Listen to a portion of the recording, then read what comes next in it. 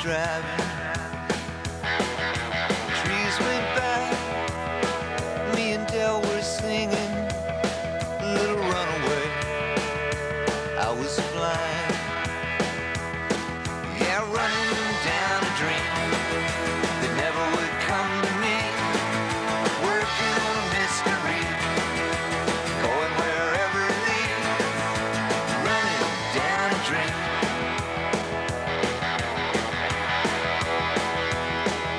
I felt so good, like anything was possible. Hit cruise control and rub my eyes. The last 3 days, the rain was unstoppable. It was always cold, no sunshine. Yeah, running down a dream that never would come to me. Working on a mystery, going wherever it leads. Running down a dream.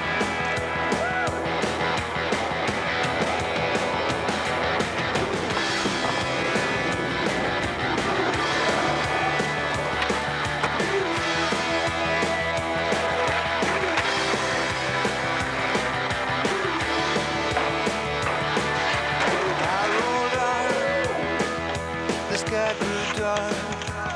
I put the pedal down to make some time. There's something good waiting down this road. I'm picking up whatever's mine. I'm running down a dream that never would come to me. Working on a mystery, going wherever it leads. Running down a dream. Yeah, I'm running down a dream that never would come to me. Working on a mystery, going wherever it leads. Running down a dream.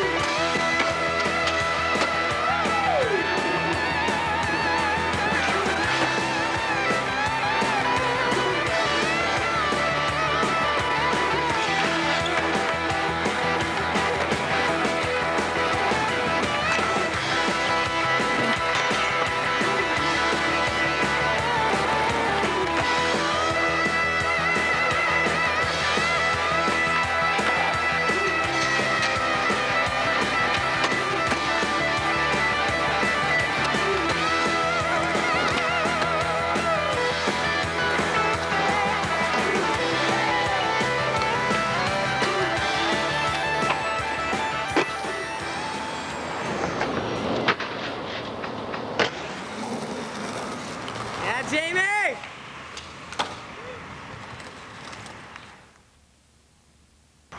My favorite trip of all time I've been on so far would be my first trip to Australia. One of the first nights we were there, we decided to go to the casino. It was me, Moses Ikonen, and Josh Freeberg. At the end of the night, I ended up walking away with $19,500 in Australian money. So that roughly equals out to about $13,500. So that started the trip very, very nicely. Since then, I've been to Australia probably 4 more times, and I lived actually over there in Sydney for 5 months. Everyone's super cool there, really nice. There's loads of free skate parks everywhere, up and down the coast, just all around the country basically. And street skating in all the major cities is really good, and even in some of the smaller cities. It's my favorite place so far.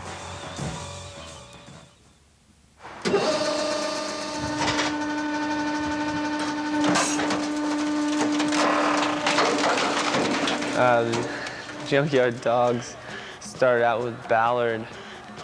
Just call me up on my phone and tell me he has a project that he's got planned in a junkyard. It was like, okay. It's kind of a nightmare when you do something like this. It's a lot of work. You got to do a lot of stuff, a lot of heavy lifting and all that. Yeah, we did a lot of building.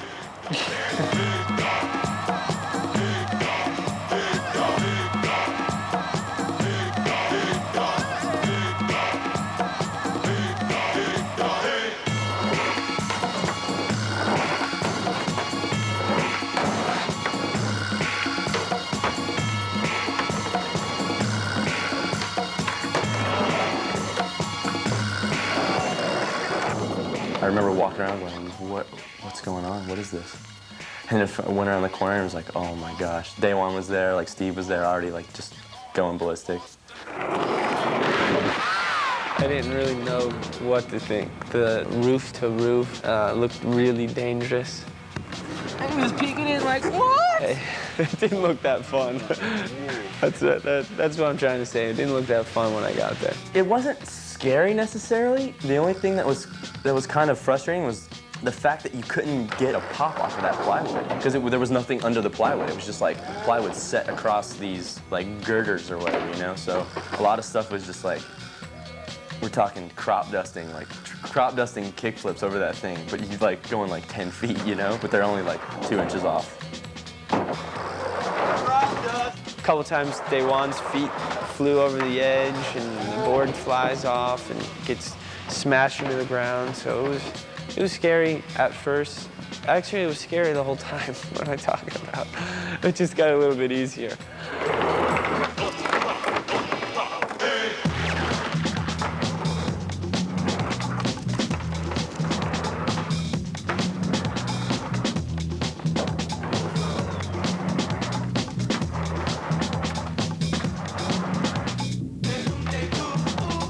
Daewon fakey flipped it without hitting his tail. He actually like did the runoff thing where you miss and he still made it across. And somehow it got in the air over an 8-foot wide flat gap, 25 feet off the ground or whatever, and onto the other side. I thought it was a little bit dangerous. I was a little bit worried about that. A lot dangerous. Not a little, a lot. I mean, that's a long fall. The tall one, that was amazing. That was amazing. I liked that. No net or anything, yeah.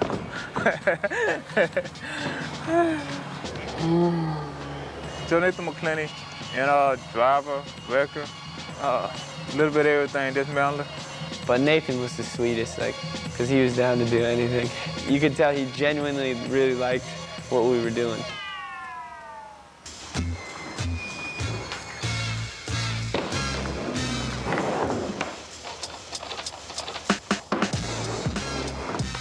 People got to look at something like this and think like, why in the hell are these guys in a wrecking yard jumping on cars? Like, No, they was some nice guys, all of them. The final result was good because we got a bunch of stuff, and it was actually ended up being fun. When we set up the handrail that was made out of a flatbed of a truck or a bumper of a car. CC9 Camaro, Fender.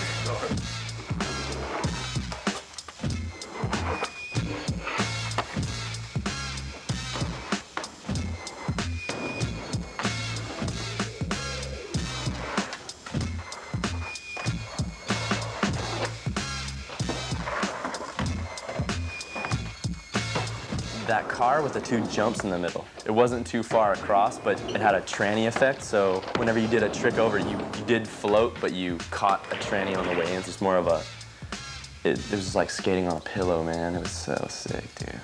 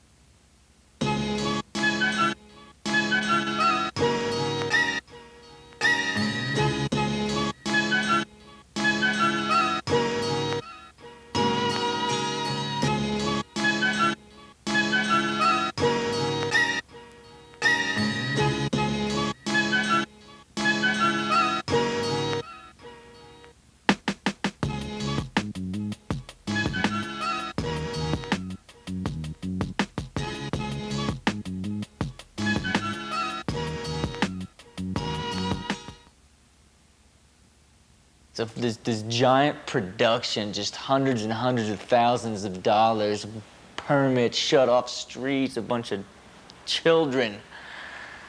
You gotta pull the trigger.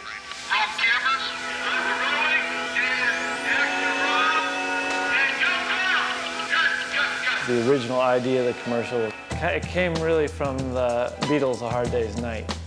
You know, like, just the idea that people are such a celebrity and so in demand that they're being chased by a bunch of people, especially screaming girls. We took that to the director that we had chosen, a guy named Kevin Kerslake, who's a fairly famous director out of Hollywood for doing music videos and commercials, stuff like that. Like, he actually went in and did a more complete script with better sketches for each scene. Camera angles, everything. You know, even the rail, they had photos like drawn of the rail and Rob on it. We had a meeting, like, you know, a little creative meeting, as they say in the business. We actually met at the place where that rail was, and we looked at it and kind of laughed, you know, about how big it was and stuff, and Rob was like, no, I would do that. You know, keep in mind, once again, full-scale claiming, seen as like the biggest rail I've ever been on is like maybe a 12-stair. Rob just liked it so much, he said, what can we do here to get these people to give us permits to do this? We tell them, hey, there's going to be no property damage here whatsoever. We're going to completely protect the property. And so the production company in Hollywood actually fabricated an entire rail that was bolted on to the existing rail. There's just, you know, all these kids, and so I gotta go walk and stand in front of them, you know. I'm just like, you know, what's up? You're chasing me. I know nobody here knows who I am. Like, I'm pro skater, you know, whatever. The first one is like, rolling, stand by. I took one push, and they just all started screaming, you know, like, ah! I just immediately bursted into laughter. Like, I had to just stop. I couldn't even believe it. The grand scale of the absurdity was just so much more than I ever even imagined. Like, it is like just high-pitched girl screams, like nonstop over and over.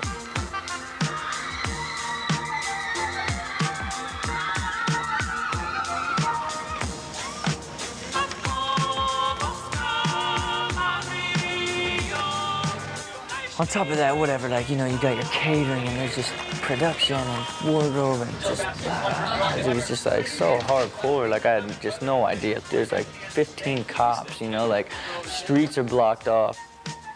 So that, you know, there's like the really hot like chick, like the older woman chick, right, that I slide up on. I'm like, what's up? You know, like, whatever, just shut me down. I can't even concentrate. I don't even want to do any of this stuff. Like, let me just get to this rail. I got to get through this, you know? It was just all pressure. Rob had two tricks he had to do, the kickflip at the end and the rail. And it was a lot of pressure because it was the fact that he had 40 people chasing him and about 60 people sitting around this square area just watching. A lot of money sitting on the line for him to go perform, and it wasn't like, I'm a little tired today, I'm gonna go home and rest. It was, boom, you gotta perform now. So it gets way more serious, and now it's just like, rolling, stand by, action, push, you know, and like, of course, I'm cursing up a storm. You know, and the guy's like, well, we've got kids around here, you know, I'm gonna have to have you have to tone down the language. I'm like, can't help you. When I couldn't pull the trigger, I was like, you don't grind this thing. You can't walk away from this, you know, like, there's just, you can't. I would keep hearing it, hey, Rob, we know you can do it. You got it, Rob. We know you can do it. Just girling me, you know, they can't even imagine, like, the mental torment I'm going through. Like, I was just so freaked out, just so shook that I'd even committed to it. Dude, all you gotta do is do it, just do it, just do it. So stand by, rolling.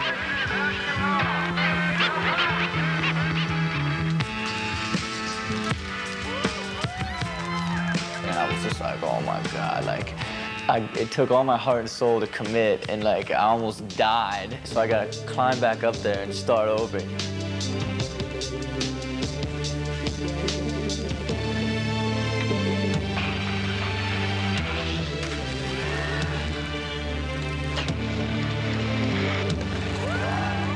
When I started rolling and like realized that I had made it, it was just like I almost cried. It was just ridiculous.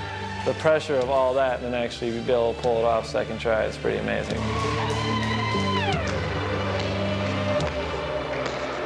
everyone there was kind of family oriented, you know, and like was like, this guy's an all right guy, you know, he's nice, he's friendly, he's, you know, it takes him a couple tries, maybe he cursed a little bit on the big rail, but it was full-fledged, just curse fest, board throwing, just potty mouth chaos. But that's what happens when the demon's out. You just grind at a 20 stair and you can't land a kickflip. That'll make you snap real quick.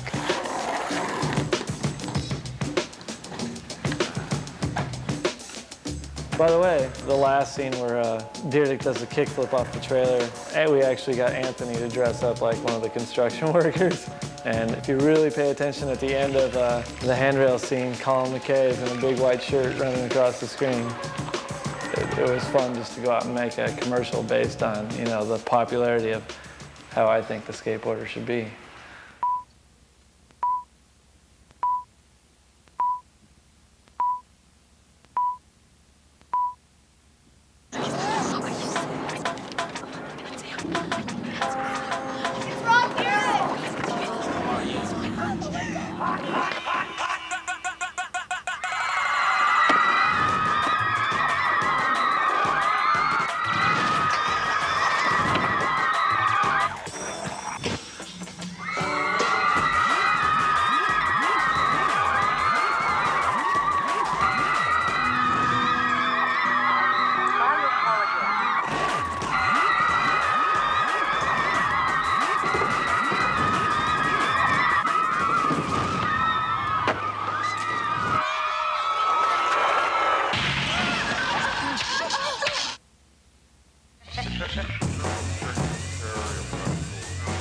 And unfortunately, Rhythm's not around anymore, but I felt really fortunate to work on that project. A lot of great skateboarders were in that video. I feel the video was really well-rounded. It provided a lot of big skateboarding, a lot of technical skateboarding, Shanny skating like triple kink rails, Richard switch heel flip 5-0 on a bench. I skated some obscure stuff, a rail with a knob on the end. You know, we just wanted to portray the way we skated and the way we felt a video should look like.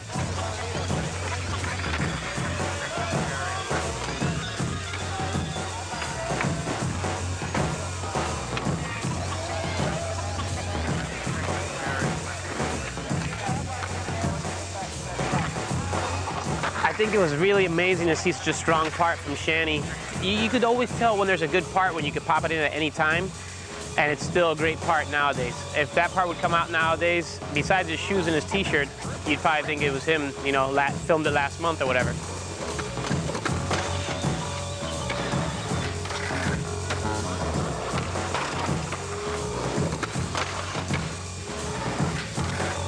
You should check it out if you get a chance somehow. Maybe one of your buddies got it or something, I don't know.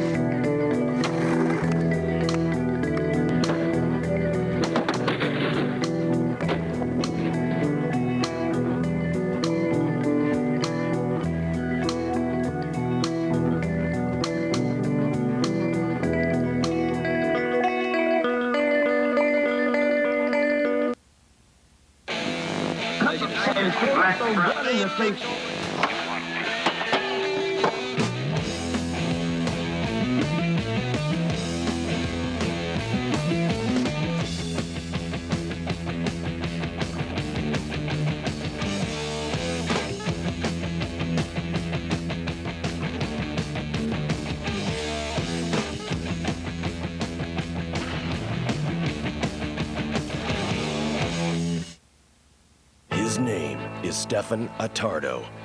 He's the star of a new pro model for Santa Cruz skateboards.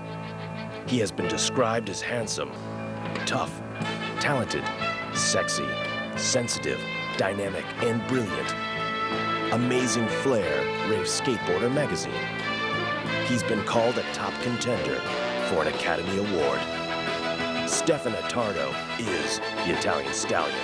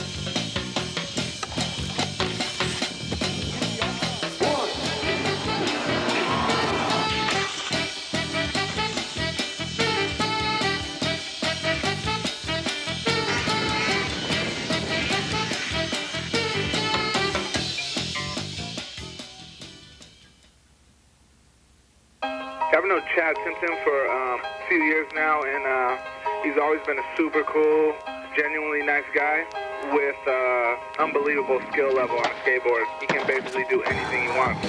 Psyched to have him on the team, and you can see Tim Tim and the rest of the New Deal squad in the first New Deal video of the millennium, currently in production.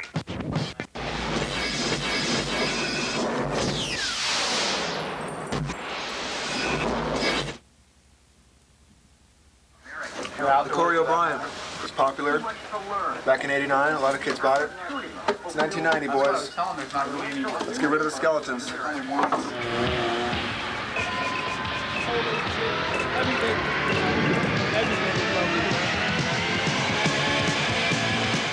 In the early 80s, skateboarding started off pretty slow. You guys got a dime? Shove off. But things picked up around 1984 as the skateboard craze boomed again. Companies like Paul Peralta, Vision, and Santa Cruz were the industry giants, while backyard pools and punk rock ruled the day.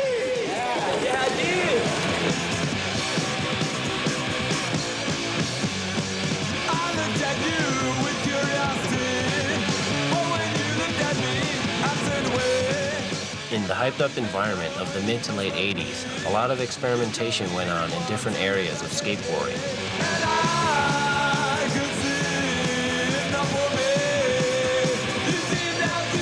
As the industry grew, some of the people within it began to question the direction it was taking.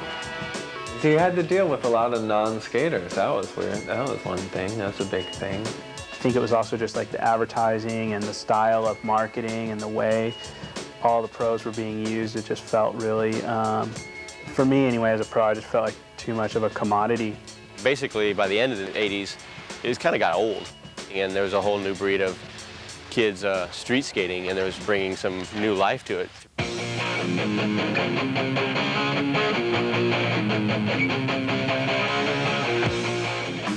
Me and my buddies, we would just go street skate around, and during that time, it was just left to our imagination, like, oh man, let's try this trick, or we see guys from other towns and tripping out on the tricks that they were doing, and you're like, whoa, I never thought of that.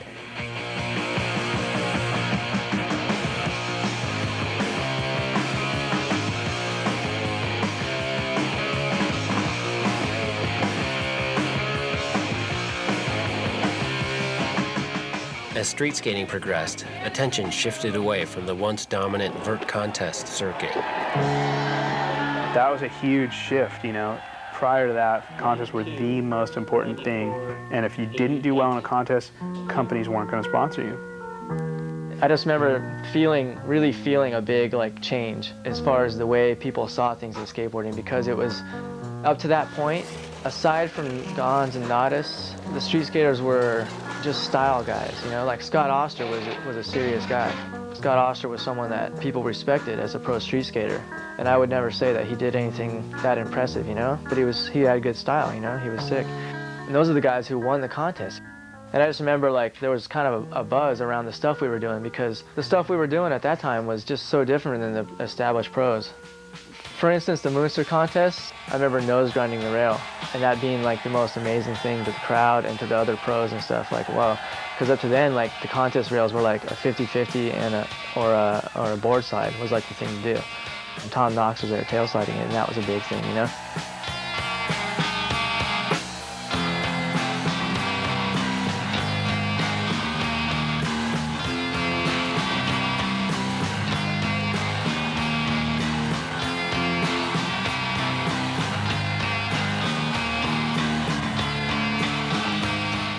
I think not only were the tricks and stuff in the 80s coming to a head, the old school to the new school stuff, I think that the industry itself needed to be revolutionized or sparked up too, because it went kind of crazy for a while, kind of killed itself.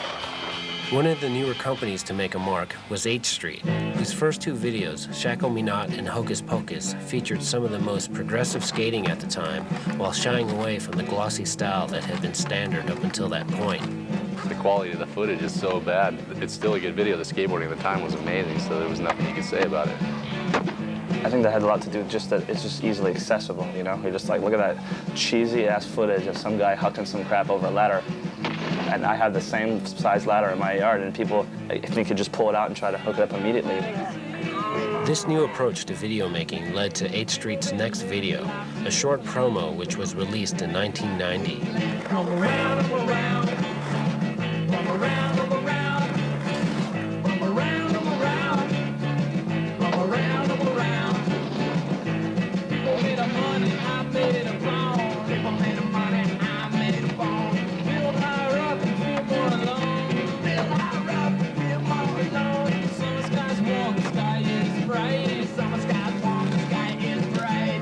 Summer sky makes it some kind of light. Summer sky makes it some kind of light. Come around, come around. Come around, come around. Come around, come around. Come around, come around. Don't stop now. Come around, come around. Come around, come around. Come around, come around. Come around, come around. Bring on. All those guys just kind of brought it to a new level. And all of a sudden there was like a whole new genre of stuff to try and kind of go berserk on. So obviously people being creative as skateboarders are, whatever, it turns all kinds of crazy ways.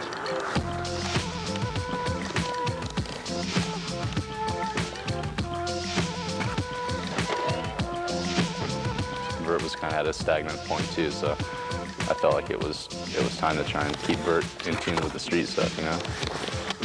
I remember I learned him off the hip on the street course at skate camp, kick the minis off the hip, and I was like, like this has got to be possible on Vert. And once I started trying to flip him and grab him, I was like, oh, if I can catch it in my hand, it's definitely possible. That was when Vert, I think, took even a whole nother turn, starting to incorporate full-on street tricks into the Vert.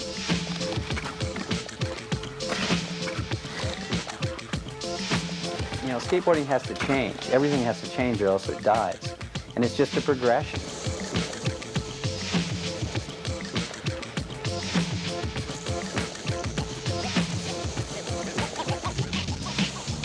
So during 1990, everything within skateboarding was beginning to change. All of a sudden, all these skateboarder-owned skateboard companies come out. Several new companies were formed around 1990, including Alien Workshop, Black Label, Foundation, New Deal, Planet Earth, Real, Blind, and foremost among them was World Industries, headed by a controversial former freestyle and street skater named Steve Rocco.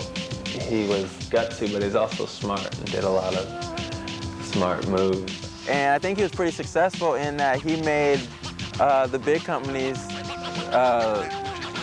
look like bad guys. As the skaters continued to run the business, function became more heavily emphasized, putting an end to many 80s trends such as wildly varying board shapes. You can tell, I mean, everything all of a sudden became really cool all of a sudden, right? I mean, everything, like the wheels got small, everything kind of started looking cool, like the way you wish that it would have been for a long time, you know? With all the new changes came a whole new generation of inspired skaters, also producing a number of influential videos. Hey, fellas, how's it going? This is my friend Al. Hi, how's it going? He works at Heights Beach High School and lets us skate whenever we want.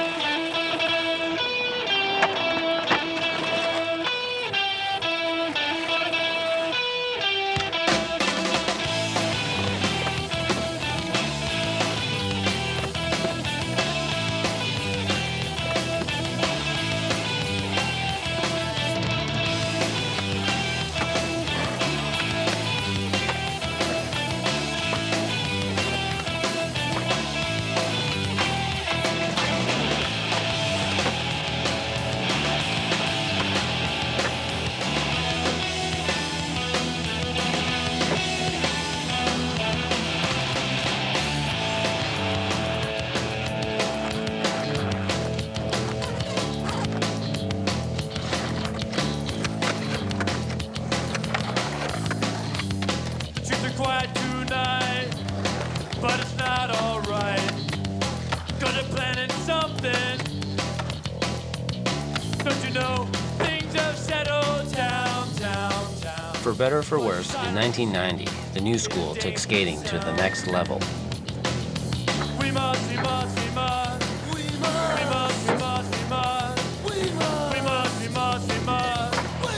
Keep our eyes open!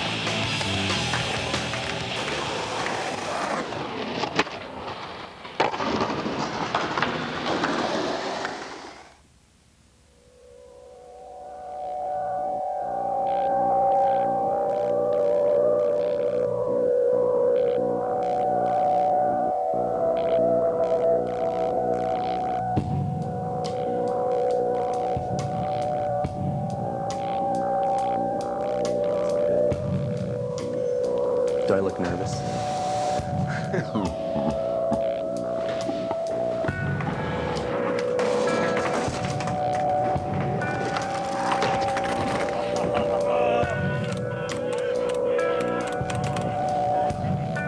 All right.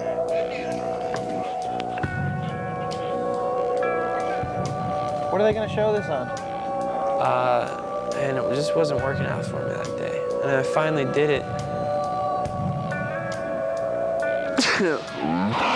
Like big stuff, little stuff, switch stuff, nollie, regular, babbling.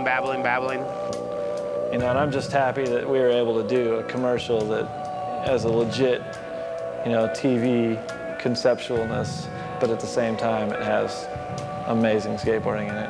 Because, I mean, that's how we like to represent ourselves, you know? 100%. Pulling the trigger on the, staring down the barrel of a 20 and pulling down the trigger, pulling up